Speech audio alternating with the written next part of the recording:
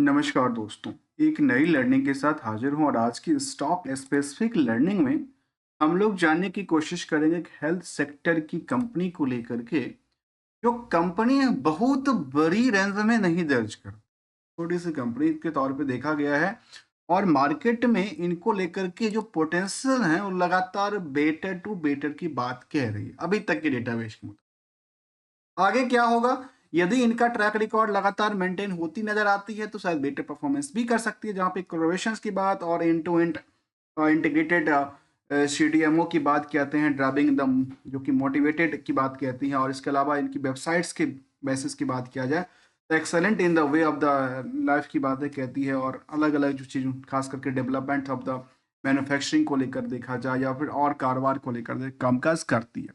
यदि business segment को देखें, इंटीग्रेटेड कॉन्ट्रास्ट जो मीडियाज एंड इंटरमीडिएट मैन्युफैक्चर है, इसके अलावा कहते हैं एसेसरीज एंड द आईटीज शार्ट्स के तौर पर। इसके अलावा नीच फार्मास्यूटिकल्स इंटीग्रेटेंट की बात की जाती है, एपीआई जिसको कहते हैं, सीडीएमओज और सीडीएमओ की कंपनी का कामकाज रहा है। इसके अलावा यदि कैपेसिटी को देखा जाए तो जो कि कैपेबिलिटी को लेकर कहते हैं कि ईएचआई है इनके पास, आर&डी सेंटर कैपेबिलिटी की बात कहते हैं, मैन्युफैक्चरिंग कैपेसिटीज की बातें कहती है, अलग अलग चीज़ को लेकर के दर्शाती है।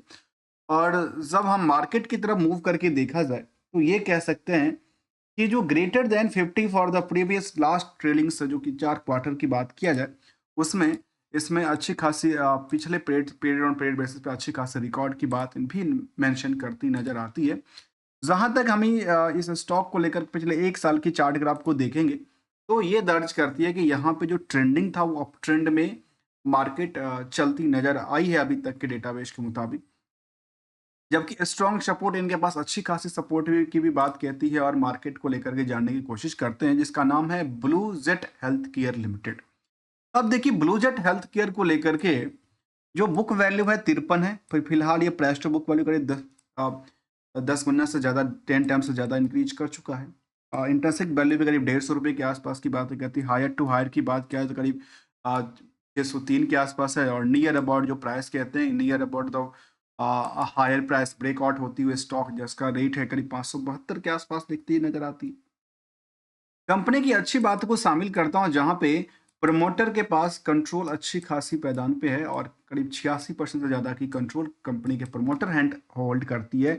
मार्केट कैप 10,000 करोड़ के आसपास की बात कहती है। आरओई आरओसी करीब 22 से लेकर 30% की आंकड़ा दर्ज करती है। इंडस्ट्रियल की पी की बेसिस पे जो स्टॉक का पी है वो काफ़ी अट्रैक्टिव क्या है, काफ़ी क्राउडेड बन चुका है। और यहाँ पे क्राउड होने के पीछे क्या वजह है? क्या मार्केट लगातार इनकी बेटर टू बेटर परफॉर्मेंस करती नजर आती है? परफॉर्मेंस का हिसाब कहाँ से जोड़ते हैं? क्या सेल्स बेटर कर रही है? प्रॉफिट का नंबर बेस्ड बेटर कहती है? क्या कंपनी को लेकर कर्ज थोड़ा सा कम दर्ज करती है? करंट रेशियो की मात्रा भी थोड़ा सा कम दर्ज करता हो? लेकिन इन सभी चीज़ों को लेकर के एक चीज़ को लेकर हम हाईलाइट करने की कोशिश करें, और वो ये पॉइंट है, इनको और इनको कंपनी अपने इस बिजनेस मॉडल से ऑलमोस्ट करीब 22% के आसपास कमाई को सेव कर पाती। लेकिन यदि इनको एग्जाम्पल के तौर पे देखा जाए तो इस पे 126% की इसका मार्केट में क्या है, उधार की सिचुएशंस में खड़ी रहती है, जिनको कंपनी का खुद का रिस्क फैक्टर की बातें कहती है। यदि इनकी कुछ फाइनेंशियल पोजीशन को देखा जाए तो ईयर एंड ईयर बेसिस की डेटाबेस के मुताबिक आप देखेंगे तो ट्रेंडिंग इसका क्या बना है अभी तक की ट्रेंडिंग लगातार बेटर करती नजर आई है। जबकि ईयर एंड ईयर बेसिस में 1% से गिरावट के साथ साथ नेट इनकम में करीब 2-2.5% के आसपास इंक्रीज करती नजर आती है फ्रॉम द इसके मुताबिक, वाई ओ वाई के मुताबिक। दूसरी पहलू कहता है कि क्वार्टरली ट्रेंड कैसा। क्वार्टरली ट्रेंड को देखा जाए तो इसके मुताबिक जो ट्रेंड रहा वो लगातार अप ट्रेंड के लिए खुलती नजर आती है। जबकि वाई ओ वाई के मुताबिक आप देखेंगे या इसके मुताबिक देखेंगे तो ये आंकड़ा दर्ज करती है कि दोनों के मुताबिक मार्केट ऊंचाइयों पे नई रेजिस्टेंस क्रिएट करती नजर आती है फॉर सेल्स के पार्ट से ऑल्सो एज वेल पर प्रॉफिट पार्ट। अब देखिए, तो 3 पहलू को जब जानने की कोशिश करते हैं, हम हमेशा कहते हैं कि कोई भी कंपनी को लेकर क्या-क्या चीज़ें देखते हैं। क्या सेल्स उनका लगातार बेटर कर रही है? क्या प्रॉफिट का परसेंटेज बेटर कर रही है? क्या कंपनी में जो कर्ज हैं, लोन डिक्लाइनिंग कर रही है कि नहीं कर रही है? क्या जो कंपनी का सेल्स के बेसिस पे जो मार्केट में रिस्क है, जिसको उधार कहते हैं, क्या वो कम हो रही है कि नहीं हो रही है? इसके अलावा क्या कंपनी के पास जो अलग पार्ट की बात किया जहाँ पे डेटर्स डे को लेकर देखा जाए, या फिर यदि उनके रेशियोज़ को देखा जाए, तो उनको क्या परसेंटेज लगातार स्ट्रॉन्ग बना रही है कि नहीं बना रही है, इसको लेकर के ज़रा जानने की कोशिश किया, तो हमारे सामने लास्ट 12 महीने की डेटाबेस निकल के आती है। इसके मुताबिक देखा जाए तो कंपनी का जो अभी तक का सबसे ज़्यादा कभी किसी सेल किया होगा, तो शायद इसी पीरियड में देखने को मिला है, जिसके मुताबिक जो कॉर्पोरेट कंपनी का ऑपरेटिंग प्रॉफिट था, वो भी सस्टेन कर रही है। करीब 32% के बजाय 100% की 100 बेसिस पॉइंट की गिरावट के साथ करती है काम है। और ऑपरेटिंग जो नेट प्रॉफिट का आंकड़ा था, उसमें अप डाउन के सिचुएशन में देखने को मिला जो कंपनी काफ़ी 36% तक की आसपास 41% तक की ऑपरेटिंग प्रॉफिट मार्जिन सेव करती थी। आजकल थोड़ा सा कम हो गया है, और जिसकी वजह से कंपनी में इंटरेस्ट की बर्डन बहुत ज़्यादा नहीं है, कुछ है ही नहीं, नथिंग है।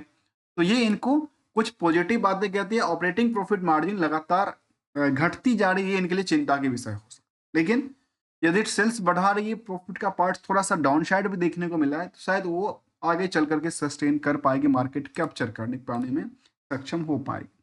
ट्रेंडिंग हमने देखा H1 के डेटाबेस के मुताबिक अच्छी खासी रैली क्रिएट कर रही है, जो हमने ट्रेंडिंग वेव देखा। और यदि रिस्क एनालाइज को देखा जाए, तो ओवरऑल कंपनी अपनी बिजनेस मॉडल से 22% की सेविंग कर पाती है, और इस 22% के सेविंग के पीछे को रिस्क को देखा जाए तो केवल और केवल 90 डेज की रिस्क की बात कहती है, अपने क्लाइंट से पेमेंट रिसीव करने को लेकर के। यदि हम बैलेंस शीट की पोजीशन को देखें, तो ये दर्ज करती है कंपनी में कोई भी कर्ज नहीं है, बिल्कुल कर्ज फ्री कंपनी है।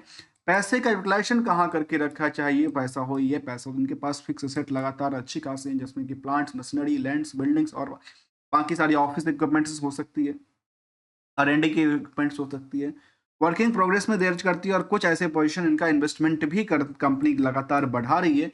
तो अर्थात ये लग रही कंपनी अपनी पोजीशंस में लगातार क्या कर रही है, एक सस्टेनिटी के साथ साथ मार्केट में एक फंडामेंटली स्ट्रॉन्ग की बात कहती है कि भाई हमारा फाइनेंशियल पोजीशन बेटर है, हम कामकाज बेटर कर पा रहे हैं। और जहां पे सेल्स के मुताबिक कुछ पोजीशन में अप डाउन का सिचुएशन क्रिएट हो जाती है, जबकि स्टॉक प्राइस लगातार बुल कैंडल्स अप ट्रेंड के लिए इशारा देती नजर आती है। यदि कंपनी का ओवरऑल ये देखा जाए कि आखिर पीयर्स कौन कौन सी हैं, उसके मुताबिक क्या आंकड़ा कहती है, तो कहते हैं सन फार्मा और बाकी कंपनियों के मुताबिक यहाँ पे यदि इन बड़ी कंपनियों से कंपेयर आप करते हैं, तो अर्निंग पर शेयर के बेसिस पे इन कंपनियों से ज़्यादा यहाँ पे निवेशकों का क्राउड है, क्योंकि यहाँ पे स्टॉक की प्राइस भी छोटी है। हो सकता है आगे चल करके थोड़ा सा क्राउड और बढ़े, तो शायद उसके बेटर कर पाएगी, जो कि अभी तक के इनकी ट्रेंडिंग दर्ज करती है। इसके अलावा यदि हम इनके निवेशकों का इंटरेस्ट जाना जाए, तो शायद इनमें निवेशकों का इंटरेस्ट में ये कहता है करीब 42,000 40,000 से कहते हैं कि 40 से 45,000 निवेशकों का इंटरेस्ट है। एफआई और डीआई में जो रेस लगी थी, उसमें डीआई ने अपनी पोजीशन थोड़ा बहुत करके बिकवाली किया था, और आम निवेशकों के पास करीब 10% की होल्डिंग इस कंपनी में आज भी बनी हुई नजर आती है। इसके अलावा देखा जाए तो एफआरडीआई में ऐसे ऐसे पोटेंशियल के पास कभी हुआ करता था, आजकल नहीं है, उन्होंने बेच के निकल गया। पब्लिक के पास देखा है तो इनमें एक कंपनी शायद इनकी है, जिसमें नाम हो सकता है ब्लू डायमंड्स प्रॉपर्टीज। अब शायद इनकी कंपनी है या किसी और कंपनी को, कि इसका नाम है ब्लूजेट हेल्थ केयर। ऑलमोस्ट 40 से लेकर के कह सकते हैं 45,000 निवेशकों का इंटरेस्ट इस कंपनी में जाहिर होता है। और लेटेस्ट सेंटीमेंट भी हम ऐड ऑन कर दें, तो शायद इसको कह सकते हैं जो इनका जो ब्लॉक है, जो कि कुछ यूनिट की बात कहते हैं, उसको लेकर के उन्होंने कहा कि मेरा प्रोडक्शंस जो है वो कमीशन हो चुका है, होने वाली है, जो 10 तारीख उन्होंने अपडेट दिया था। इसके अलावा कंपनी अपनी नवंबर में जो पीपीटी शामिल करता है, उसने फ्यूचर एक्सपेक्टेशन को लेकर भी कुछ ना कुछ बातें शामिल किया होगा। और इसको यदि देखा जाए तो कह सकते हैं कि कंपनी के पास जो Q2 का डेटा है, उसके मुताबिक Q2 को क्यू के मुताबिक उन्होंने दर्ज किया कि इनके पास 14% के आसपास की ग्रोथ की बात कहती है। वाई में 14% की ग्रोथ थी, और क्यू में करीब करीब 27% की ग्रोथ की बात कहती है। तो ये इनके लिए, चाहे वो ईयरली बेसिस हो, चाहे वो क्वार्टरली बेसिस हो, इनका ग्रोथ सेल्स लगातार बढ़ती नजर आती है रिवेन्यू को लेकर के। H1 के डेटा के मुताबिक भी देखा जाए तो शायद कहती है कंपनी जो हमारा H1 में वाई के मुताबिक 2-2.5% के आसपास वृद्धि ही दर्ज करती नजर आई है।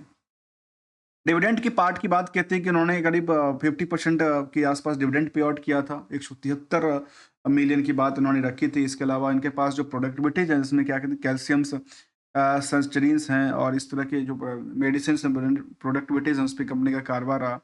रेवेन्यू फ्रॉम ऑपरेशन से लेकर के अपनी दर्ज करती है कि इनका पास परसेंटेज इस तरह से ग्रोथ करती नजर आई है कुछ पीरियड में।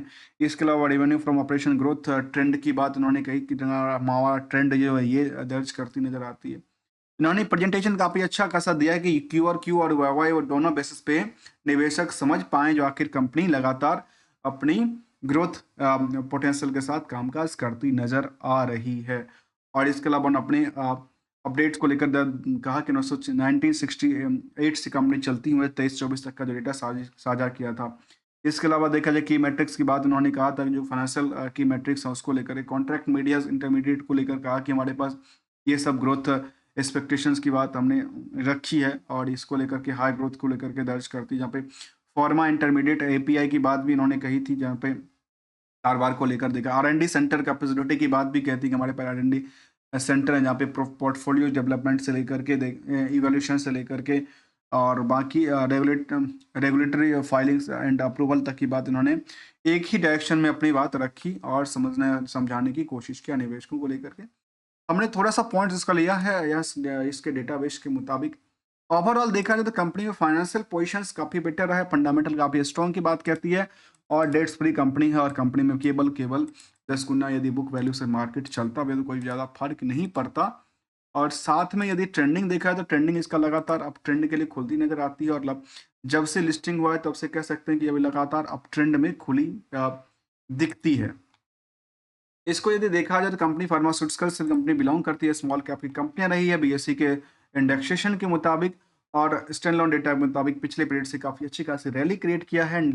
डिविडेंड की ट्रैक रिकॉर्ड को देखा जाए तो कंपनी ₹1 का डिविडेंड दिया था, जो उन्होंने कहा था कि 50% के आसपास डिविडेंड दिया है और पिछले कुछ सालों के डेटाबेस के मुताबिक एक साल में जब से लिस्टिंग हुआ है कंपनी की जो स्टॉक परफॉर्मेंस है, स्टॉक डिमांड है, वो लगातार डिमांड में 55% तक की वृद्धि दर्ज करती हुई दिखती है। दोस्तों किसी भी स्टॉक को लेकर के हमारे साइड से कोई ट्रेडिंग और एडवाइजरी की बात बिल्कुल शामिल नहीं था, only as learning point of view से हम लेके आते हैं, समझने की कोशिश करते हैं।